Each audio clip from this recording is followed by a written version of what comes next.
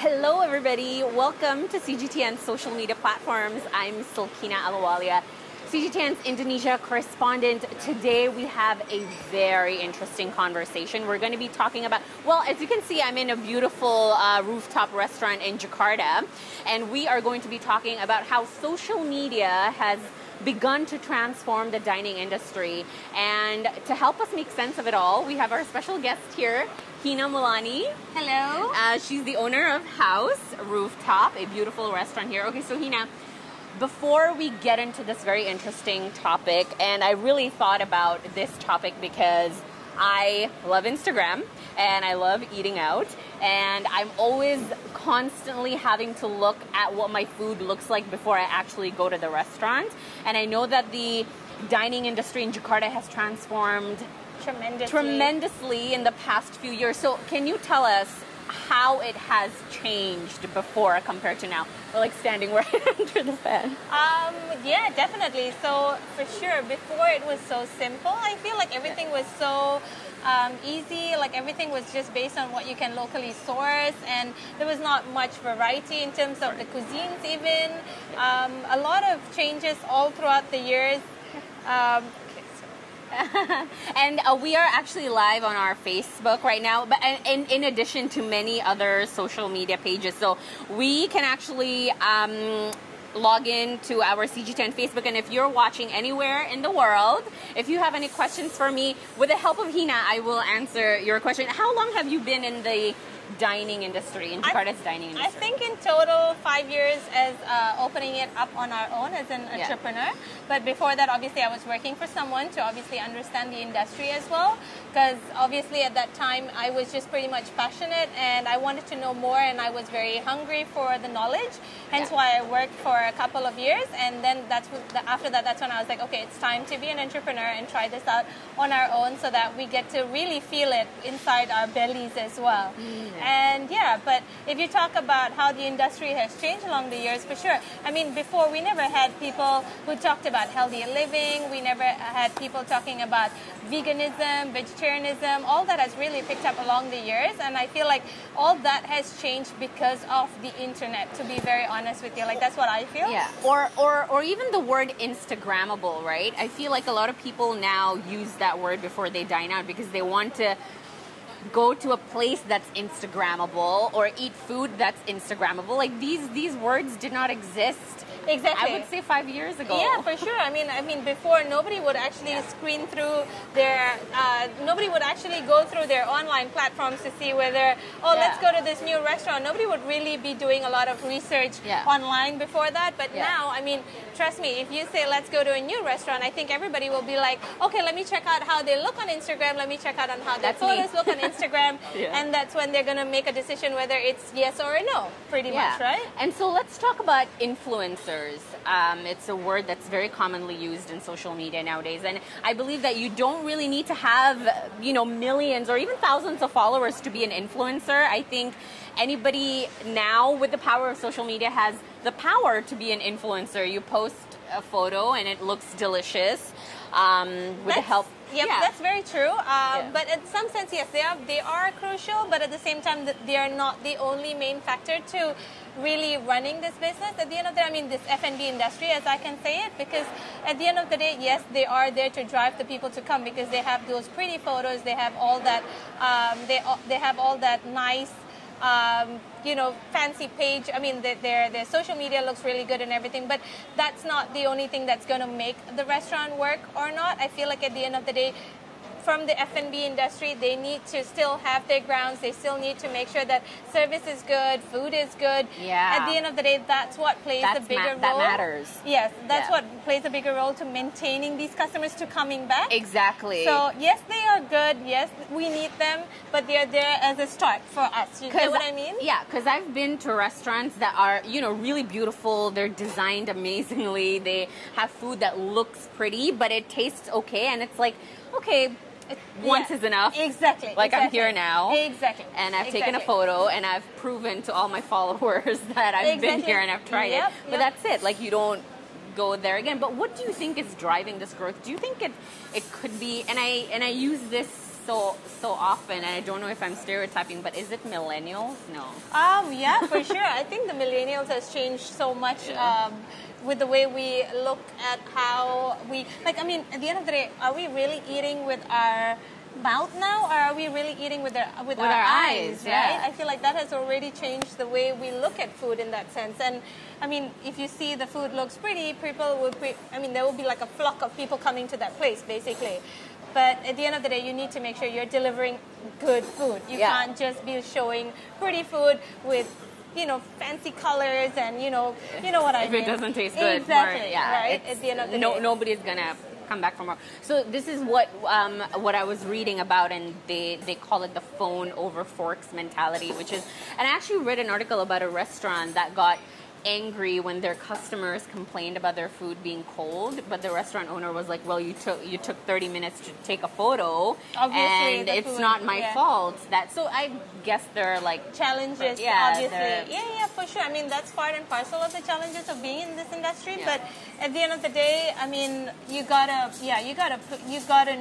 I mean, coming from an F&B background, I feel like you need to know your core values. You need to know what you stand for in terms of what you're delivering, the food that you're delivering, the quality that you're delivering, and stuff like that. I think that plays also a very big role as well. Yeah. So yes, for sure, all those things happen in the industry. Yeah. But you know, it's part and parcel of the influencers and the millennial era that's happening nowadays. Yeah, and how important has social media personally been in your business? This is not the only restaurant that you have. You're coming up with another one. Yes. Yeah, so how important has it been to market, and how has it helped you? How has social media helped you in the 5 years that, or however long years that you've been doing this? Very much so. I can definitely say that that's been our main way of getting to know, that's been our main way of communicating to the customers out there to make sure that people know about us, our existence and everything. So instead of using print media, I think that's pretty long gone now. I think everybody needs to have a social media existence to at least show your existence online. And at the end of the day, it's not only just being there, but you need to make sure that you have pretty photos. You need to make everything look appealing in some sense. Aesthetically, yes. Because at the end of the day, there's restaurants opening up every single day. So that is our challenge, right? To maintain and make sure that we are out there and people are pretty much, we're on point with what's going on as well. Like seeing what the trends are. For example, we never used to have soy latte. Now we have soy latte. Thank you for catering to the vegans. We never used to have almond latte, but now we have almond milk. You know what I'm saying? Because of the social media, hence why we know the importance of all these things, because we know that that's what the market is looking for. So at the end of the day, we need to try and come in between, right? And see if this fits our brand, why not? Let's do it, you know? Yeah. And I mean, I feel like the not just Jakarta, you know, but we look at places like Yogyakarta or Bali, for example, like the Indonesian, food is so important to Indonesians, right? You know, and I came from Kuala Lumpur. I lived there for 8 years, and then coming back to Jakarta, I was amazed at how the food scene has just changed. Totally, yeah. Yeah, and like you said, the options are endless now. Like soy, almond milk latte, you can get everything almost anywhere. Yes. You are never deprived of anything. Yes, very much so. Yeah, and what social media would you say has helped you the most? Because I was reading articles and a lot of them mentioned Instagram, and I think because it's generally a photo sharing account, and it's or Snapchat, I guess people. But I don't know. Do people still use Snapchat? To be honest, we used to use all of it. We used Snapchat before, we used Facebook before, we used Instagram. And very much so, I agree that Instagram is the most important tool for us, and we've stayed with that, and we've actually stopped using Facebook and Snapchat now, because we feel like we don't want to also deliver double content to the people at the end of the day. We kind of want to keep it fresh, and it's just one platform where we believe that most of the people who are actually our users are constantly on it, because all the influencers and everyone are pretty much on that. So we kind of decided that Instagram is our tool. It's all about photos. People love seeing pretty photos on Instagram. So that's definitely our way to go. Yeah. We're on Facebook, so if you guys have any questions that you would like to ask, we are reading your comments right now. And somebody said Bali, most beautiful island in the world. That's true. It is beautiful. It is beautiful. Do you have any plans of opening a restaurant in Bali? I would imagine the scene is it's saturated. Yes, there. it is. We have had plans, but I think maybe the time has not been right yet. Yeah. So maybe not for now. So we're actually thinking of abroad instead. Yeah. So yeah, but it's just in the pipeline. We're just discussing and talking, rumbling about it, but we don't know. Yeah. But we do think that maybe abroad would be an interesting market to bring for our new brand that we're actually opening up, the second one. Yeah. So yeah, that would be our idea, that maybe we probably think maybe Australia or Amsterdam. That's awesome. Or one of those places basically. Yeah. So we're considering that at the moment. Maybe not Bali as of now. Although it is an awesome place. Yeah. No doubt.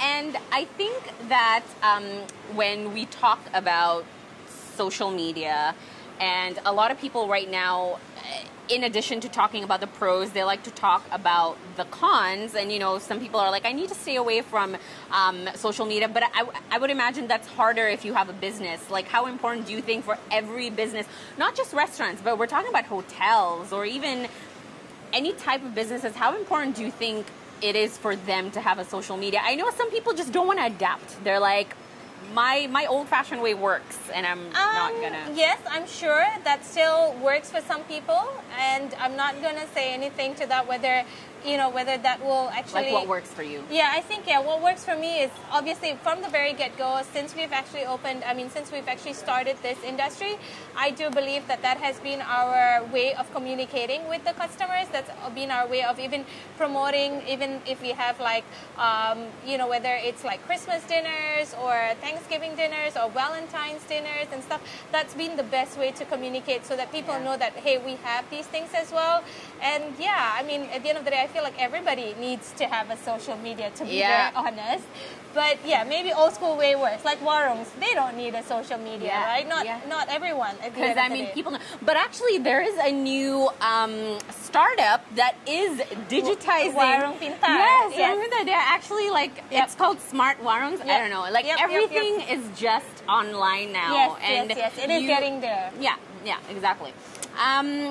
Do you have any tips for any other food businesses out there, or people that want to open a restaurant? What tips do you have for them? What can they do to make social media their only marketing tool? Which is, I think, a lot of people use social media. Yes, exactly. I mean, at the end of the day, yes, people do eat with their eyes, I feel nowadays. I mean, not 100%, but I feel like that plays a big role, and don't try to fight it in some sense. If you want to be in the business and you want to make sure that you are out there, invest in it. I feel like that is a very important thing to invest on, because that becomes your asset to make sure that people, when you want to go for dinners with your friends and there's a new place that's opened up in town, you're most likely highly going to check them out online. You're most highly likely going to see what kind of food they have, what kind of feel do they have, even ambience and everything. So invest on all these things. I feel like all these photos do play a part when it comes to the food industry. And yeah, that would be my main thing actually for everybody who actually wants to enter this line. Social media is an important tool, and don't underestimate the power of it. So make use of it, make better use of it. Yeah, and I think we're not just talking about food that looks good, but I think, social media has helped, encourage restaurants to make their place look really Instagrammable. Exactly. So we're not just talking about breaking barriers and trying out new foods, but also redesigning interiors. A lot of people want to come, like you mentioned, ambiance is also really important. Yes, you want to come to a, again, Instagrammable place. So did that play a role when you were creating your restaurants? You're this section has to look good. Yes. This section here is quite popular. People take photos here. Yes, they do actually. Yeah, for sure. It does play a part, and it did play a part while we were decorating this place as well. We knew that is a driving factor to our customers here in Jakarta especially. And at the end of the day, I mean, being in a rooftop, I felt like there's so many other rooftops in Jakarta. What would make me any different from the others, right? Yeah. So the one thing I kind of wanted was in this midst of the urban jungle, why not have this nice greeny feel where you can come here and relax, that makes a lot of sense. Have your lunch, you know, on a busy day and stuff like that. So at least greenery kind of gives you that very nice toned down feeling. Of course, like nature helps you to calm down. Exactly. Yeah, and you are situated in where there's a lot of office buildings. Correct, I mean, right next to one actually. So I would imagine a lot of people after they've been stressed, you know, after their work. So that was really one of our main ideas, like why the whole feel of this greenery was actually really because I wanted them to feel like, okay, you can come here and just like sort of relax and really feel that relaxed moment. It's not just about only the ambience, but even I feel like this plays a part because you just need that. You know, you're constantly seeing this concrete jungle all around you. Just buildings and buildings and buildings and skyscrapers and skyscrapers. Exactly. So I wanted to have coffee and not feel like I was in Jakarta, honestly speaking. That was really the aim here. Like it was, how do I come here and feel like I'm just out of this whole concrete jungle in some sense, you know, like so you feel like you're in an oasis of home. Yeah. And also, you know, we talk about the pros of social media, but the cons of social media is that as much as it can help you grow your business, it could also, you know, potentially put you out of business. Like one bad experience could make or break a restaurant. So what do you think about the negative side of social media? It's there, but I feel like anything can always be turned around, to be very honest. Like I feel like, yes, I agree with you when it says social media can either make or break you, but at the same time you need to learn, I mean, you need to take that and turn it around. If you've had a bad experience, if I had a bad experience of an influencer who's come here and tried the food and feel like, oh, the food was not all that great, I will still try to approach them personally and ask them to come back here again. Because maybe on that particular day there was something off with something that was going on, because at the end of the day I feel like this industry, it's service. You can always try to repair the service as you go by. So don't stop there. Don't feel like you're down because, oh my god, I had such a bad experience. And never going back there. Yeah, no, exactly. Because I feel, that's not, I mean, you can always, we hope, even like on Zomato, we have all these reviews that come to us and say that, oh, this was bad or that was bad. And I'm like, don't feel bad about these things. This is what will make you grow. This will this will be what will make you open to criticism. Exactly, you know, and learn and fix it, right? Like you don't have to stay there and feel like, oh my god, that was it and the world dies down from there. No, exactly. No, definitely not. So learn from that and turn it around. Try to get them to come back. Give them a better experience. Whatever it takes, it's very possible. So don't stick with that feeling, you know. Do you think customer is king? In some sense. Okay. Yeah, it's a very challenging question because I do personally feel that way. I try to satisfy our customers 100%, but sometimes there's a gray line. There's a very thin line in being able to satisfy customers as well, because there's some customers who probably don't understand what we stand for. You know, like probably I try my best to satisfy them, but at the same time, they have a different way of looking at things, and then it's just that I do agree with the statement. Yes, I will try my best from our side, especially from the restaurant's perspective.